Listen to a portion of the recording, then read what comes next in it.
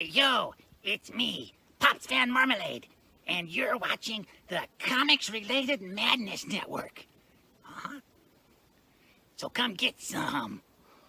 CromCon. CromCon. Hey, we want to shout out to our sponsors, Daytona Beach Comic Con. If you are a fan of comic books, if you're a fan of comic book conventions, and if you like meeting comic book creators and getting comics and comic-related stuff, then you need to make your plans to attend Daytona Beach Comic Con. This year's show is September 9th and 10th. Silverline will be there, so you should make your plans to be there too. We'll see you there. If you like comics and find yourself in the Orlando, Florida area, doesn't everyone come to Orlando at some point in time to see the House of Mouse? But when you're here, you need to make it a point to visit Coliseum of Comics, especially the one on East Colonial Drive. They carry Silverline comics, even a limited edition Coliseum of Comics version of our comics. So, when you go, be sure to ask for Silverline Comics and tell them we sent you. OCD stands for Orlando Collector Deviants. OCD, Steve and Trish, they're a family of geeks who promote geek things, particularly those around the Orlando, Florida area. They're big supporters of Silverline, and we think you should be supporters of theirs too. Go give them some love. If you are an independent comic book maker and you need to get your independent comics made, you need to look no further than Kablam! Kablam Digital Printing. They print our books, and they do a bang-up job. They're not only trusted by Silverline, but many, many independent comic book makers. Head on over to kablam.com and see for yourself just how easy it is to have your comic printed by them. And tell them Silverline sent you. Hi, this is Tim TK, host of That Silverline Show on Tuesday. Join us at 11 p.m. Eastern, 8 p.m. Pacific every Tuesday night as we discuss pop culture and the joys of making comics. Hi, I'm Barb Kilber, co-host of Silverline's Wednesday Wham. Join us each Wednesday night as we discuss comics, literature, movies, and anything else that may catch our attention. I'm Roland Mann, and I host Silverline's Silver Sunday. Join me every Sunday at 8 p.m. Eastern as we make mine Silverline.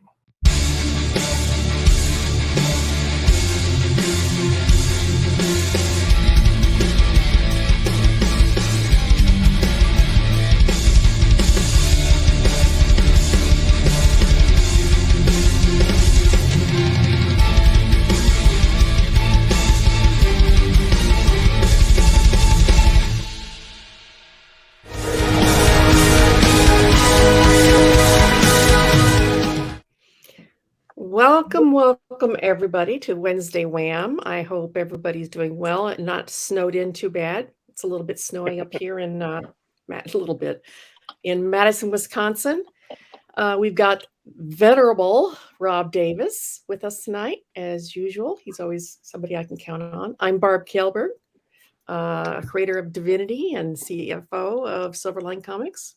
And we have got the inimitable Roger McKenzie with us tonight. Legendary Roger McKenzie, and we are so pleased to have you with us tonight. It's great to be here. I have got questions for you. I see. All right, we're going to start her off right off the bat. Yeah. I see you broke into comics when you were 26 years old.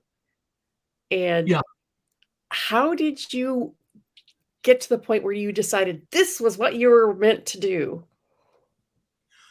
I decided that long before, like back in my teenage years. I spent my summers down in the basement on a little Smith Corona typewriter writing my horrible, just terrible.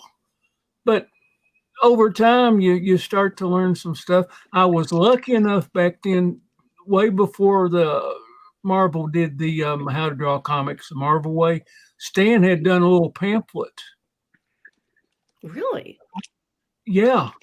I remember that. Wow. And it went through, it showed what the scripts looked like and what the penciler did and what the inker did and what the writer did and word balloons and all that stuff. So I kind of learned the format from that little. But it was a little small pamphlet book. Maybe 20 pages. I don't remember these days, but that's how I learned. Really made an impression, apparently.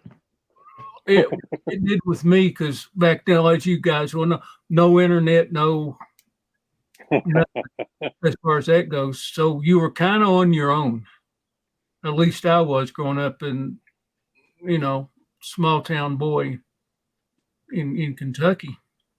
But Yep, small town Iowa for me. you get into college and you get married and you kind of forget about this stuff and you put it up. But what got me back into comics was I hated the job I had. Okay, yeah, that sounds familiar. However, you gotta eat, you gotta pay your bills. So I had this job. Well, one day I was doing something in the closet, and lo and behold, there's that little old typewriter. I went, what have I got to lose? Now, I was always a big fan of the Warren publishings of Creepy and Eerie and Vampirella and the others that they did. I was always, there you go. In fact, was that number 50? That's my first published story. Yep. Wow. Was in that one. Thanks for showing that. Ground round. Round. Yeah. So I wrote that over a weekend because between finding Creepy, I discovered that before Creepy there was EC. Right. So I was hooked on like the horror sort of book. So I wrote the story and sent it in. Went back to my lousy job and forgot about it. Like 3 months later, here comes a letter from Warren, from Weezy Jones, now Louise Simonson, and said, hey, we don't usually buy stuff, sight unseen, but we liked your story. Do you have any more? Oh, my. Well, I do now. And they sent me of course you said yes. Absolutely did. There was I think it was a 7-page story, 6 or 7 pages. I don't even remember now. But they sent me a $70 check.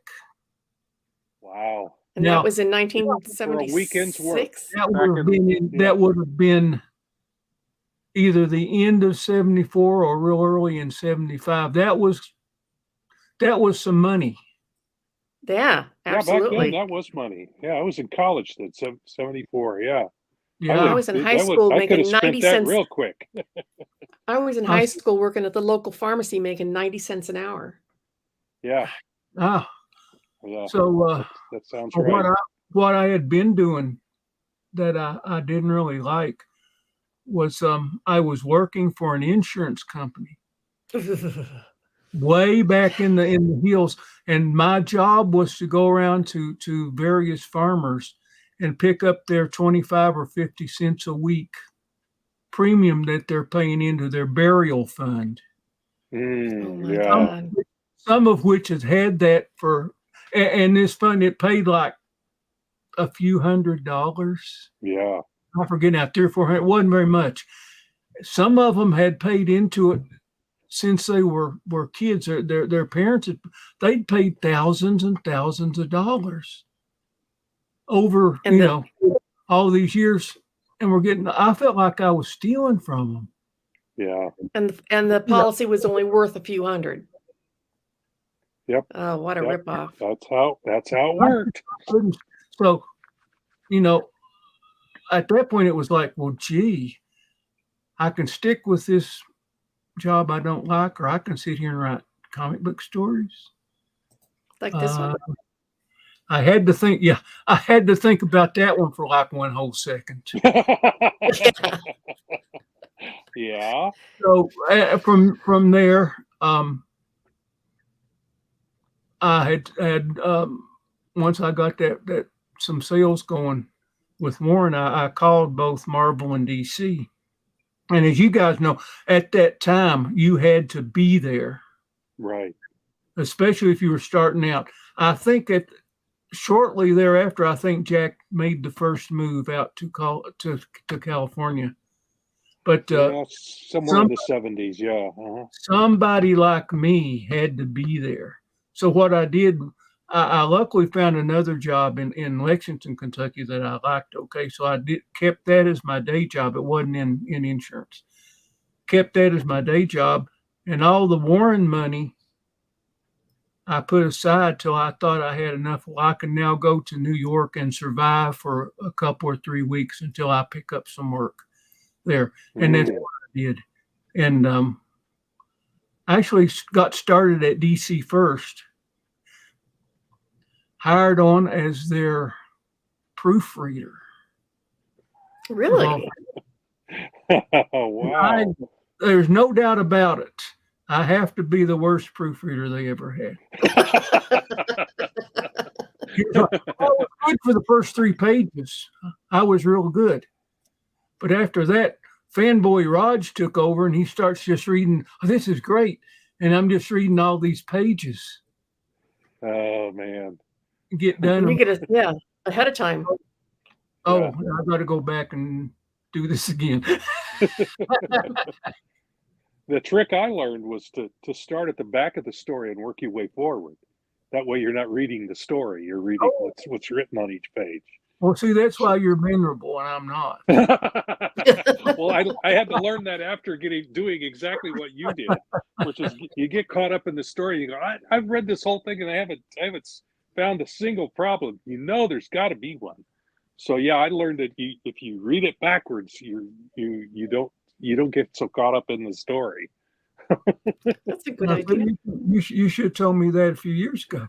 Well, we didn't know each other then, so I don't know. I was still in college in 74 and 75, so I was in high school. in the middle of nowhere, Missouri. So you certainly seem to gravitate towards the horror comics. Yeah. Is that your favorite? Obviously, your favorite genre. Why is that? I kind of grew up liking the old, Dracula and the Mummy and Boris Karloff and all those guys. And I got a chance to work with Gene Colan here on a couple issues wow. of Dracula. And we'd done some Daredevils together too over there. Mm-hmm. That was usually what happened early on at Marvel, I think, because it seems to have panned out that way. They gave the new kid that just fell off the turnip truck the books that were going to be canceled. Yeah. Yes. Yes. Let me practice on these,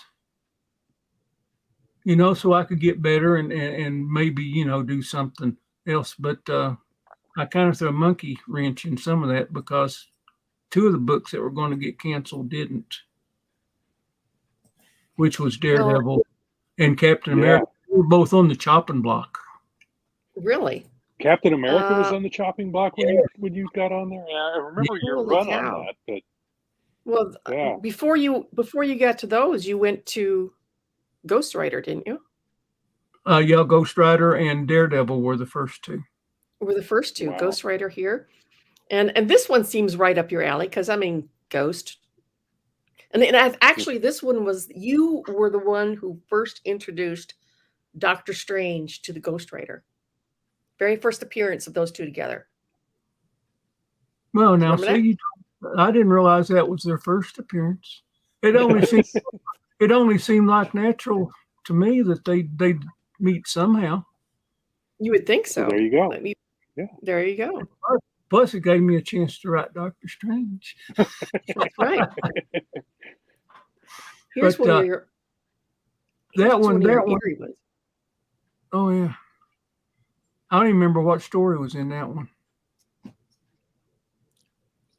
I have no idea. I can't remember either, but I know that you're in here because it was in your.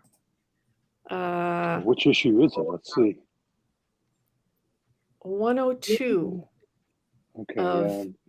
Erie. Looking on the wrong side. I was looking over to the left, and it's right underneath Erie. Yeah, 102. But it was fun working more. I had fun working at all the places. That's the best part about it is just having fun with it. I don't think, apart from maybe 1 or 2 instances, I had good experiences at every single book I worked on, and that's well over 100. So, it's just you gotta make it fun. It is. Here we come up to what most people think you're best known for, Yeah. is Daredevil. And what were your memories of working on that? Oh, Daredevil and Captain America both were my two favorite Marvel superheroes. Really? Yeah, I tended to gravitate toward the not overly powerful types. You notice I never wrote too many group books. Yes. And I was never interested, like over DC, in writing Superman. There's nothing wrong with that. It's a great character, but I just preferred the more quote down to earth unquote Yes. hero. And I'd been reading Daredevil since the very first issue. So to get on that, I bet that was a huge thrill to get on a book that you actually loved reading. It was a real thrill and a heart stopper at the same time. Yeah, I imagine. With 157, I believe, was my first one. And Jim Shooter was the assistant editor, associate editor at the time. And he was swamped, with the duties of being that involved in the editorial process. And he'd fallen behind. He was actually writing Daredevil and Ghost Rider at the time. And Archie Goodwin was the editor-in-chief. And Archie's a good guy. Was a good guy. Archie was he was the greatest. There's no doubt about it. I love Archie Goodwin. He showed me more than anybody else in the writing business. But he asked me, did I want to do those two books? And okay, yeah. So I go in and Jim hands me the penciled artwork for 157. He and Gil Kane had plotted it. And Gil had already drawn the pages. 156 was already on the stands. Oh my goodness. Yeah. Oh wow. So you were you were behind the 8 ball. Under the gun. I'm not only under the gun, I don't have any clue what I'm doing. Under the gun and out of bullets. Exactly. So it wasn't that they needed it tomorrow, they needed it last month. Yeah. A week ago, at least. So all you had was a basic plot? No, I had the finished art. Well, I know for the story part of it, you just had the plot. You had to come up with all the scripting and everything to go with the story. Yeah. Did they tell you what the story was about, or just handed you the pages and say, script this, dialogue this? Or did you actually know what the story was about before you got it? I can't remember exactly. Okay. I would presume that they gave me the synopsis.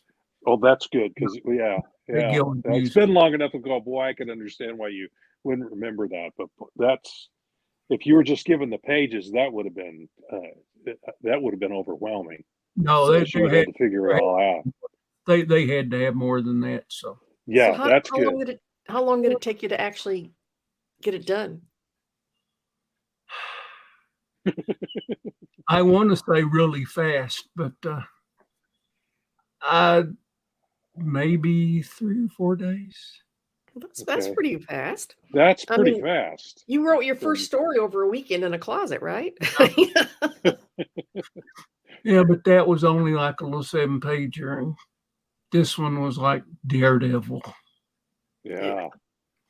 And I'm not sure at that time I realized the implications of that book being as late as it was. And as you guys know, they got to buy the press time from the big web presses. They have to have a book at that time, or they get charged and they don't have any. It's just they're throwing money away. Which is why they have to gang together several books at once to put on the press. And if one of those books is missing, they still have to pay for the press for that missing book. Yep. Exactly. Which is why, back in the day, you would see more reprints in Marvel than anybody liked, but there was nothing they could do about it. There was the last story I'll probably ever do for Marvel. And you know what? I thought this was very timely because the miniseries Echo is on Disney Plus now for the Marvel Channel on Disney Plus. Oh, okay. I haven't seen it because I don't really know the character that well, but I saw this and I'm going, oh, that's really timely because that's the show that's currently being pushed by Marvel is Echo. Cool. Of course, mine was the backup story, which had nothing to do with Echo. So, yeah, but you were in the book, and that counts. So, yeah. Wow. Well, here's one of my favorites. Okay. Yeah. Oh, there you go. I was a huge Dirk Benedict fan. I thought Starbuck was all that and a bag of chips. So I saw Battlestar Galactica comics, and I'm like, yeah, I'm all over that. Okay. That was a lot of fun. Of course, I got to work with Ernie Colon and later on Walt Simonson. So, one thing about it, I've never lacked for terrific artists. I've been very blessed. Did you get to meet any of the actors? Yeah. Really? I got to meet Charlie Cox and several others. Yeah. How about Lauren Green? Oh, Adama, yes. Yeah. But Battlestar was a lot of fun, and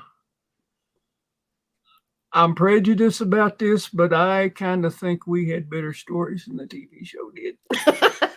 I hate to say this, but you're probably right, and it wouldn't take much. After the first 2 or 3 episodes, it went downhill fast. It did fast. Now, the only one of us that worked on that book that I know of that ever got into trouble was Walt. Oh, really? How was that? Really? Marvel had not purchased the rights to use the actors' images, and Walt drew them too good. So he actually have to go back and make it not as good. Wow. Okay. Didn't realize that either. And yet on this one here, they're using his Dirk's face. Yeah, that's him on the cover there. Somehow they got by with it somehow. That one slid by, or maybe they had it for the covers only. Maybe I don't know. I wasn't privy to any of that internet, but I know Walt had to redraw, especially as you mentioned Lauren Green. He had to redraw. Oh my! Wow. He had to draw Adama. Yeah, this is supposed to be Adama there, and I can see that that's not quite. Yeah. Yeah. Yeah. The trick was kind of getting it close, but not too close. Yeah. Kind of like the same principle that happened over at Gold Key when they wanted to do some Marvel style superheroes, and they had me doing Dr. Solar and Magnus Robot Fighter. Oh, really? But the thing was, they wanted to do Marvel superhero comics like Marvel, but not too much like Marvel. All right. So we want to look like a Marvel knockoff. That's what we're going for, basically. Me and the editor both kind of scratched our heads and went, okay. We actually want to look like a knockoff. Okay. I remember reading those on the stand, the Dr. Solar books. They were different. Yeah, they were definitely different from the Marvel and DC stuff. In some ways better, in other ways not better, but they were definitely different. I liked them, especially Dr. Solar. Yeah, I always got those books. I was, mostly a Marvel madman, but there was, those, and of quite a few at DC that I liked. And some there I wish, and I love doing that one. Tell us about this one. I have never seen this, so I'm into. It I looks haven't very either. interesting. It looks like a Well- knockoff of Star Wars, to tell you the truth. Yeah, precisely. So this is another publisher's. We want a knockoff. Archie was I think he co-created and was writing it, and he'd become editor-in-chief at Marvel, and he was running out of time. You know, it's the same deal that Jim Shooter had, and this one didn't pay very much. So he asked me, Roger, you want to do the Starhawks thing? I said, well, sure, but I don't know anything about writing, newspaper strips. He sent me, the editor-in-chief, busy guy, set me down for 30 or 45 minutes and explained to me exactly how he did his three-panel layouts and what was involved in that. And that had a huge effect on the way I do comics now, too. How so? Huh. Yeah, Hi, you gotta Martin. Well, everybody, welcome Hey, Martin. Martin. He's popped in late, but how did it affect the way that you do comics? Just the way that you kind of make the story move along. Now, you don't have to do it exactly like the comic strip, because as Archie explained it, the first strip sort of explains what happened the day before. The second panel advances the plot. And the third panel, you kind of want to leave it with a somewhat of a cliffhanger, because you want to get the readers back the next day. So it was kind of that process. So it kind of got me to So you had 3 panels to do this. 3 panels. Wow, that really takes a different type of mindset. You could squeeze it. Sometimes you could do 4, but then there's not room for hardly any copy at all. So it was a juggling act, and it wasn't all that easy to write, but it was a whole lot of fun. And I think it made me better, because when I started out, I think I was way too wordy. That definitely would teach you to pare stuff down. It taught me, if I can say it in 1 word instead of 10, that's good. There you go. That's a good lesson. That's a good lesson. I'm going to have to look this up, because it looks very interesting, and anything that Archie is involved in, I'm interested in. Yeah. There we go. One of your favorite Marvel guys. Yep. One of my favorite Marvel guys, and when they handed me the book to write, he was in his 98-pound weakling state. Oh, he was? Yeah, I heard that you were the one who came up with the idea to have Captain Marvel become president. Captain America. Captain America. Sorry. Captain America become president. Yeah. And got laughed out of the office. Yeah. And then they turned around and did it. Yeah. Yeah. Of course. Yeah. So why did they think it was such a bad idea at the time and then turned around and did it later? I don't know. Different editor, probably. Probably different editor. That's how that usually happens. Maybe. I don't remember now. Well, I think it was a brilliant idea. I mean, who more than Captain America, goes around kissing babies and getting the people to vote for him? I mean, Charisma. It seems like I think maybe what it was, because I don't remember now what they did with it. Did he actually become president, or did he just run for president? Because my premise was he would actually win and actually be the president of the United States. I think he won. Do you know Martin? No. Nope. That was during the period where I wasn't reading the book, unfortunately. I was reading it sporadically. I was never a Captain. Martin. I love Captain America. He's one of sorry. my favorite characters. I was never a Captain America girl. I was a Tony Stark girl. So I thought Captain America was a little goody two shoes.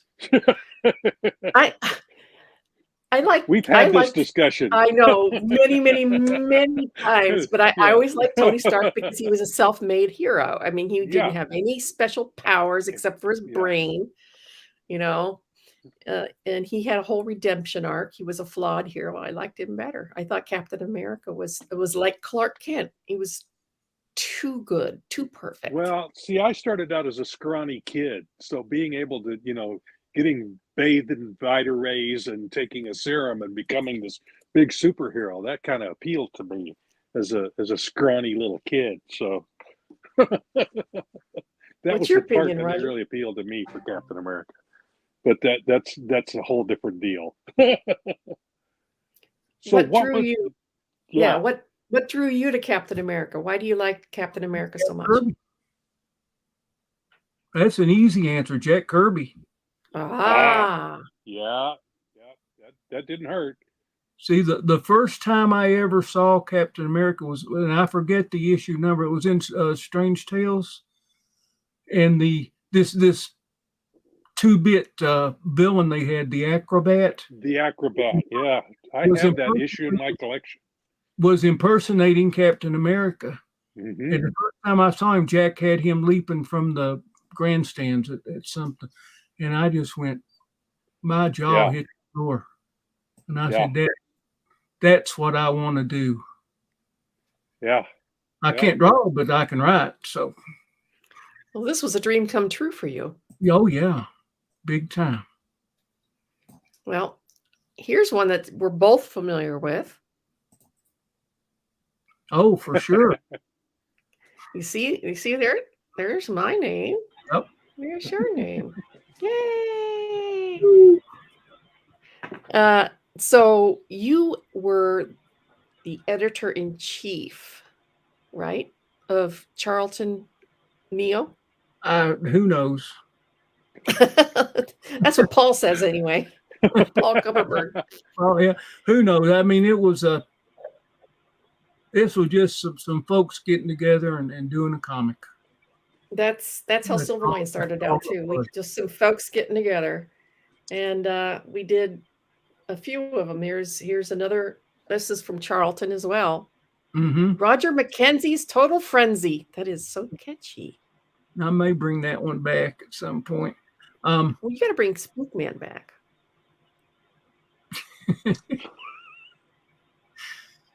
The thing was that, and this was like 10 years ago now, I had decided then, well, maybe I'll give comics another shot.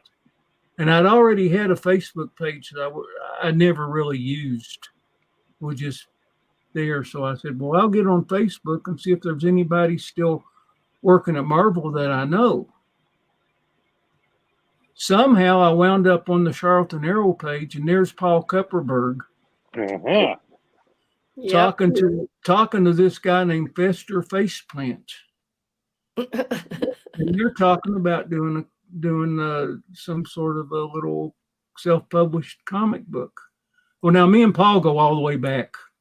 So do I. Yeah, Paul was my editor at DC for many years, and him and Archie Goodwin both were very good to me, and Kevin Dooley. Those were my three go-to guys. Yeah, well, you can't beat Paul. He's a great guy. But I kind of popped up and says, hey, can I do a story? Yep, we were both in this one as well. All the stuff I worked on was all Paul's stories. I'm sad I didn't work on any of yours. There's another one. Well, we may go about changing some of that. Here's Mr. Mix-It. Now, is Mr. Mix-It your creation? Me and Steve and Mort Todd. Steve Butler. Yeah. Steve had messaged me and Mort. He was wanting to do a story for Charlton and was wondering what old public domain characters were available to do. Well, at that time, I was, and still am, I was wanting to get away from doing the old stuff and let's come up with some new characters. that we actually, would have creative ownership of. Anybody can do, as you guys know, can do a public domain character. And that just to me could be confusing. So I was pushing to let's do new characters. And Steve was going on about how he really liked Steve Ditko. And all of a sudden I said, tapped in there and said, you like Steve Ditko so much, why don't you take, half a dozen or so of them, take an arm here and a leg there and a chest here and part of the suit here and mix them all together. Oh, that's brilliant. A couple of days later, he sent what became, I think, the very first Mr. Mix-It cover. He had the name, he had the look, it was nailed down pat. So me and Mort said, yeah, we're doing this. And so That's we did. brilliant. We've got all those, and we made no bones about it. We dedicated it to Steve Ditko on the splash page of the very first story. We made no bones about it.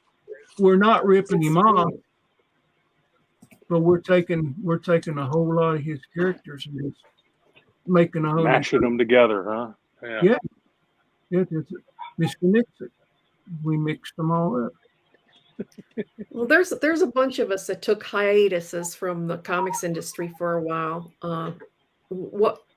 Yeah, I did too. For a decade or so. What made you step back from comics? A whole bunch of things, not the least of which, and I didn't know it at the time, I was severely diabetic. I mean, big time. And I was losing. I couldn't remember from one day to the next what I'd even written. It was really bad. And I had some personal issues, with relationships and stuff like that. I mean, my father had passed away and just a whole bunch of things that hit all kind of at once. And for whatever reason, Marvel decided, see ya. Yeah, that happened to a lot of us around the year 2000. Same here. Yeah. Mine was before that, but yeah. Yeah. Well, as you guys know, they just kind of said, here's the door. So, both of them at the same time. Or just shut the door and didn't open it again. Yeah. And the only reason I went back, I just wanted to do one more Daredevil story. Yeah. And you did it. I did. There you go. And then you get the bug again. Yeah, I got doing the Charlton Neo stuff. Yeah, which, no doubt. Like the old, it was fun to do. Yeah. It wasn't this big corporation looking over your shoulder and you didn't have to worry about this and worry about that. We just kind of got to do our own thing. And got to meet some of the old pros and some of the old pros that I hadn't got to meet before, like Barbara. And it was just fun. Got to bring up some new guys. That's always fun. See some new guys. I got to work with Tim and Pat Kennedy on several things for Charlton Neo. And when I needed a penciling team for my book, Divinity, I called them up and said, yeah, you want to pencil this? And so issue number 4, I'm almost done inking of that, is done by them. Unfortunately, Tim passed away halfway through, but Pat finished it up and it looks great. I didn't know he passed away. Yeah. He passed away last year in 2023. Well, early this year. Oh man. Or in 2023. No, in 23. Yeah. Passed away in 2023. Oh, well, that's a shame. Yeah. But it's just seems to me. I'm going to go out on a limb here. The comic books aren't fun for us to do them. How in the world are they fun for people to read? Bingo. That is a very, very good observation. They have to be. I mean, if you're not having fun doing them, then nobody's going to have fun reading them. That's for sure. Nope. I wouldn't think so. I mean, you know, I think maybe one of the problems that we've had and may continue to have in comics, it kind of rose beyond what it really ought to be. It became a collector's mentality sort of thing, and now we put them in plastic that you need a buzzsaw to get them back out. Comic books are made to be on cheap paper that you read and you roll it up and stick it in your back pocket and go riding off on your bicycle. Those days in the world, Yeah. I think Yep. those days are gone. Plastic bags. Yep. Humor. The Those humor is missing. Yeah, but you know, one thing we need to do, and I think it's a mistake for us, we look at comic books as Marvel and DC. The good stuff's being done elsewhere. It is. Like You're right. Silverline. Exactly. Yep. And Charlton Neo. Yep. Exactly. We started out about 6 years ago or so with just wanting to get Cat and Mouse revived. And it was just 3 creators getting together, Roland and Dean Zachary and myself. Was let's do this. What's the worst that can happen? The Kickstarter can fail. You know, and that's how it started. And now we're just kind of an umbrella for a bunch of talent to come in and do their thing. Yeah. Old retired folks like me who got nothing else better to do than to draw comics all day. Yeah. Too. Yeah. Mm-hmm. Yeah. I'm retired. I've been retired for 5 years now. And this is what I do for fun. I have a retirement fund, so I don't need to do this for the money. I do it because I love comics. And I've told people this many times before. Once you get comics in your veins, even if you leave the industry, you do not leave comics. It's like a virus. No, it's like a virus that's permanently in your body. There is no cure. Once the bug bites you, it's in you for the rest of your life. You're done. Yep, that's absolutely true. And I'm wondering in this day and time if a lot of folks that are doing comic books are kind of inoculated from that bug, because it doesn't seem like they particularly care. And that bothers me a lot. Well, I think there are some who do, but they're it seems like a lot of them don't. Yeah, it does seem that way. I think indies are where it's at. Oh, there's no doubt about it. That's the way it's moving. Yep. And I'm glad to be in that regard. In that regard, Charlton Neo no longer exists, but Mort took it and turned it into #1 comics. #1. Okay. Our first book is coming out toward the end of February. And who's this through? Yeah, #1 comics. Yeah. Oh, #1. Really? We're doing a benefit comic for Maui for the relief fund. Wow. Yes, hats off to you. Yeah. Mr. Mixit's in there for 2 stories, and the Yang reboot that me and Ben Torres did is also in the first issue.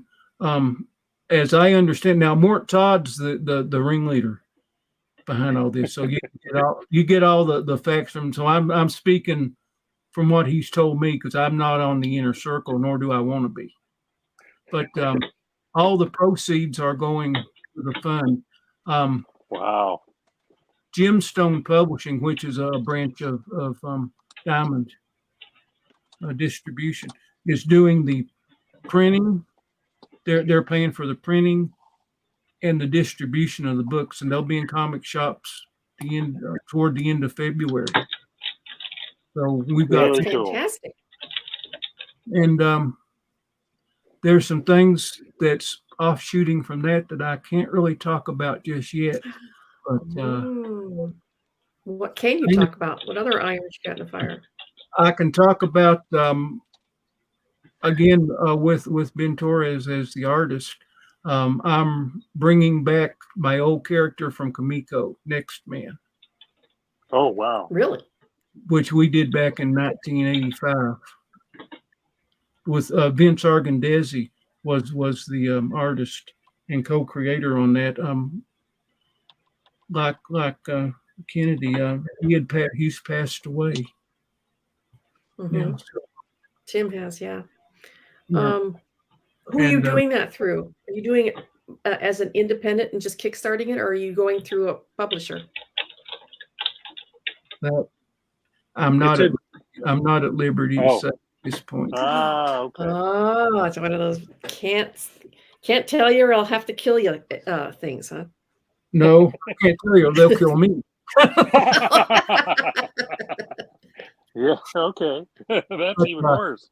It's going to be some fairly big news, and That's awesome. I suggest you kind of twist Mort's arm and see what you find out. Oh, I There you bet go. I could do that. But Yeah, don't could say do my secret though. No, he and the gang at Diamond and Steve Jeppy and several others have been working real hard to put this book together. So Now I'm intrigued. You can see the cover, I think, on my Facebook page. Now you do a lot of work with Sandy Carruthers. Yeah, we did Spookman for a while. As I understand, I haven't talked to Sandy in a while, but he's extraordinarily busy doing his own thing right now. So it's a good way to be. I'm not sure what the future holds, if he's going to do more Spookman or if I am. I've got some ideas that I'd like to do with it. I'd love to see Spookman come out again. You like that? I kind of like it. I never did pay much attention to it back in the day, but it's an interesting character. Well, it reminds me. I live in Wisconsin, okay, and here a few years back there was this whole thing where the Slender Man. Yeah. Oh yeah. The Slender Man case where the two girls shot another girl, stabbed her. No, they stabbed her several times because they said the Slender Man made them do it. So every time I hear Spook Man, I'm reminded of that for some strange reason. That's what I think of. Well, I think you'll kind of like if I get the opportunity to do some more Spookman stories. I think you'll kind of like the way I'm going to take it. Uh-huh. Uh-huh.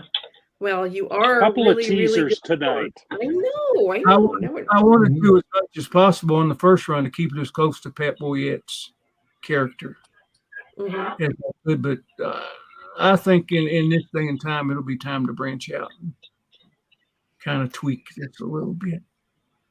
So of all the Nothing wrong with books that. and characters, and you've come up with several of your own characters too. Cinnamon. Mm-hmm. You created Cinnamon for DC Comics. That was a Western. Yeah. A she-male. Hero for. What is the favorite of all of the characters you've worked with? What is your favorite one that you've ever done? It would be a tie between actually I've got three favorites, and I'm not going to put them in any particular order, but Next Man, Mr. Mix-It, and an End Times horror book, Death Watch. Ooh. Those are my three. Wow. I would like to see Death. That's a good one. I really like what we're doing. Do you have any questions for Mr. McKenzie?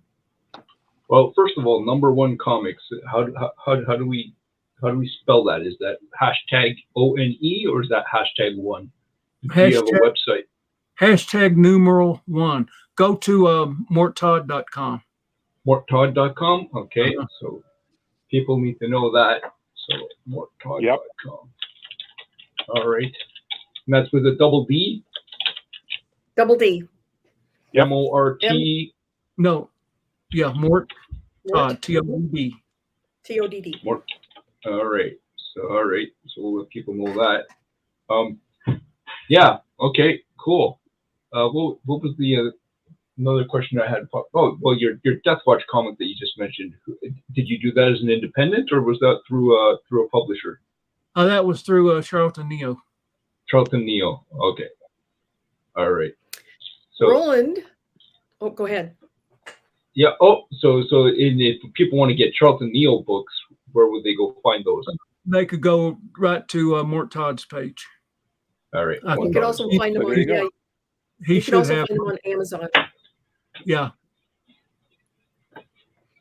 Yeah, buy them. All So right. our fearless leader, Roland Mann, has a question. He says, what does Roger think makes a good comic story?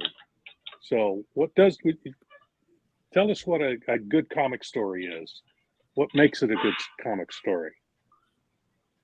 Well, this is kind of going to be a pat answer, but I always felt my job as a writer, I had two functions. Give the editor what he or she wanted, because they're supposed to be steering the boat. Yep. And get the reader to turn the page. If I can do that and get them to feel like I felt when I read the latest of the Fantastic Four back when I was a teen, I couldn't wait for the next book to come out. That was the longest month anybody ever have to wait. If I can get anywhere close to that feeling, then I've done my job, and that's a good comic. It doesn't matter if it's superhero or horror or funny animal, Western, war comic. Doesn't matter what the genre is. A good story will captivate the reader. Right. There you go. And as a writer, if I can adopt Muhammad Ali's philosophy of floating like a butterfly and sting like a bee, my better stories, they don't know I'm there. That doesn't mean I'm not writing anything, but I'm not intruding in the story. The story's writing itself, and it just kind of rolls along. I find, and I don't know if this would hold true for other writers and artists, but I know it holds true for me.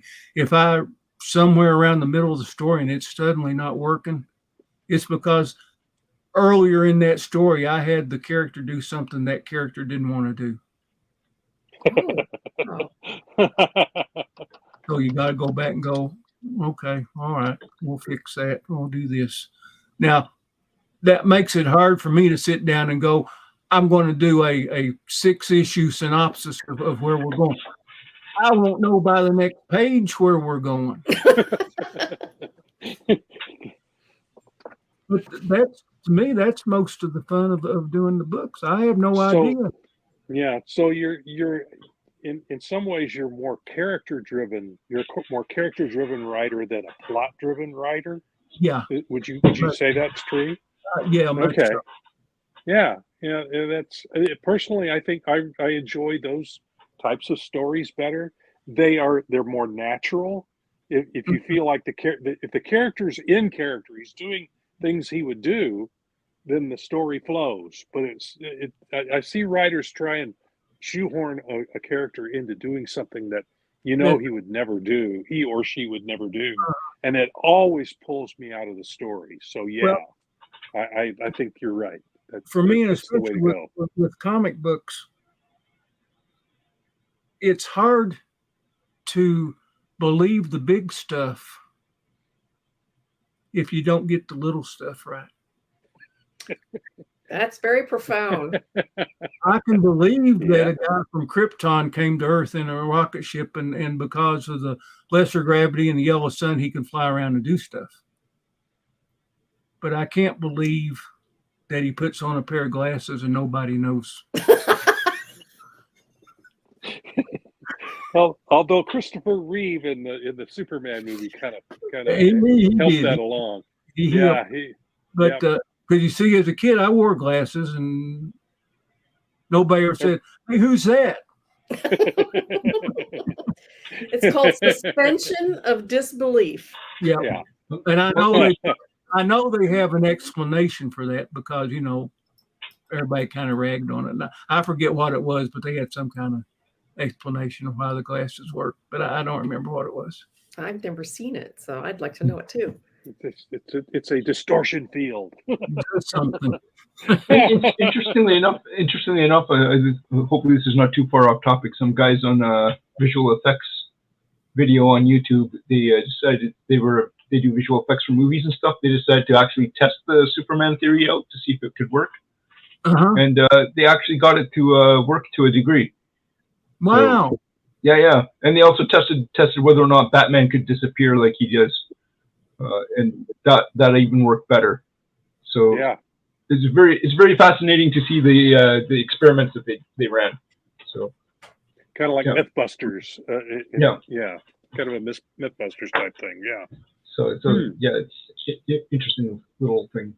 So it does work to a degree, but there's suspension of disbelief, of course. Yes. Well, I think part of it, the way it worked in my mind was, you know, even though people were always thinking, well, they were having these little inklings about Clark Kent being Superman. Mm-hmm. Really, you know, Superman is bigger than life. Yeah. Clark Kent's just this little guy. He's just a reporter at the Daily Planet. You would think, and not only that, Superman has a secret identity. What, you know, he's Superman. Why would he need a secret identity? So yeah, you just it didn't gel that Clark Kent and Superman were the same person for those reasons. But, now my favorite Superman of all is still the old Flasher cartoons. Yes, yeah, I love those. Those were gorgeous. Those were beautifully done, and good stories. Those were great. I remember seeing those as a kid. They would from time to time show them on the TV. And they were just kind of like, you know, wow. Would you ever like to write for animation? I would. It certainly has to be better than the stuff my grandkids are watching right now. I can't say that on here. I don't want to get kicked off. There's some good stuff out there. My granddaughter has good taste. There's a couple of things she likes to watch, and I'm not gonna say what they are because that'd be. But there is some good stuff out there, but it's few. I forget which science fiction author said 90% of everything is BS. It's crap, you know. And you have to dig for the 10% that's worth reading and watching and so on. So you got to dig through that. Yeah, you got to dig through the dung to get to the good stuff. Yep. Well, Roger, I think, has a lot of the good stuff. I would tend to agree. Very much so. Thanks, I appreciate that. Yeah, well, you're welcome, sir. Thanks for giving us some great stories over the years. Well, hopefully, we're not quite done yet. So. Well, there you go. That's the way to go. That's the attitude. I think comics keeps you young. Yeah. Maybe so. I turn 65 next month, and I'm still raring to go every single day. I can't wait to get up and get busy on my artwork, and I just have fun at it. Well, I'll be at the end of the year this year. I'll be 74. Yeah, it keeps you young. And started reading comics probably around 1956. 3 years before I was born. I was two when he started reading comics. So, how old were you? 8, 9, 10? 6, 7 years old. Okay, so yeah. I mean, I grew up in a little town of. The claim there was 4,000 people, but I don't think there's that many. But we had a Rexall drugstore that had a spinner rack. Yep. That's exactly right. I was born and raised in West Liberty, Iowa, town of 2,500. And I actually worked at the Rexalls. And one of my jobs was to take the comics off the spinner rack, rip off the covers of the ones that didn't sell, you give the covers back to the owner, and he mails them back in for a credit. And then I was supposed to throw away the insides. Yeah.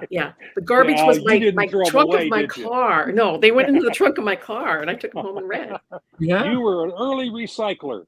That's right. That's right. Yeah. So Rexall drugstores and the spinner rack. I got you there. Yep. Absolutely. And that's one thing that hurts us, I think, today. No spinner racks. No. You pretty much got to go to a comic book shop to get a comic book, and then if you add on to that fact that between certain companies that we won't name names and COVID and stuff like that, the comic shops have dwindled to basically a handful. Yeah. So you got to find new markets. Mm-hmm. And apparently the internet's the next logical step. I mean, that's where it's at. What are you going to do? Now, I prefer as you guys, I bet y'all do too. I prefer the feel and the look and of the comic books. There's nothing better than an old moldy comic book. Makes you sneeze. Yes. Yep. A dazzler. Yeah. That's just what the box over here that I need to go through yet. I've been updating my collection. Yep. Slowly but surely. I've got I need to read box as well. Oh, that's on the other side of the room. And it's a short box, and it's already full and got some stacked on top of it. Yeah. So, yeah. I've got way too many I need to read. That's nothing. I wish I had just that many. I could sit down and read them. But the nice thing about that though is when I do it, I've got a good stack. If they're a continued story, I've got a good stack. I can just go through the whole story. Yes. Rather than wait that whole month like I did when I was a kid. Man, you're right about that month between issues was the longest month, definitely. Pop says I get to read a lot. Power goes out here a lot in the winter. Oh my. Unfortunately for me, my favorite comic came out quarterly when I Oh my God, that was a long wait. Oh yes. Towards the end of that 3 months, I was calling my comic store every day. Is it in? Is it in? Is it in? Because it was quite a drive for me to get there, downtown Madison, on Monroe Street. And so I wouldn't just drive there and hope it was in. I would have to call ahead. You needed to know it was there for you to come pick it up. Yeah. Yeah. Yeah. And that was ElfQuest? Yeah. Am I guessing? That was black and white. Thinking, yeah. But they put a lot of care into that book, and that's why I took it was only quarterly. Couldn't wait. Oh, it was just nail biting that 3 months was so old. Yeah, I remember the fandom for that book was just rabid, crazy. Yeah, very rabid. People that loved that book loved that book. Did anybody ever make a movie or anything? They're talking about actually they're in talks to do an animated movie now. So yeah, the last I heard it was actually going forward. So it actually is going to happen. It's the last I'd heard, but it's Hollywood, stuff that's supposed to happen 9 times out of 10 doesn't happen. Yeah. Or it takes 10, 15 years for it to happen. So we'll see. But that would be great. I think it would be excellent to see a movie of that. Well, folks, it's time to wrap up the evening. We're already at the hour. It has been an honor and a pleasure to have you on with us tonight, Roger. Oh, it's great to be here. You are of our people. You are our people. You are love the indies, and you're just right there on the cutting edge of indies and have been for quite some time. So you are our people, definitely. I consider that a great compliment. Well, it is a compliment. So we're going to say goodbye to everyone. Thank you for stopping in and listening. And thank you for the questions. And as we always say at the end, hang on. Make mine. Make mine Silverline. Make mine Silverline. Hi, my name is Paul Kupperberg. Make mine Silverline.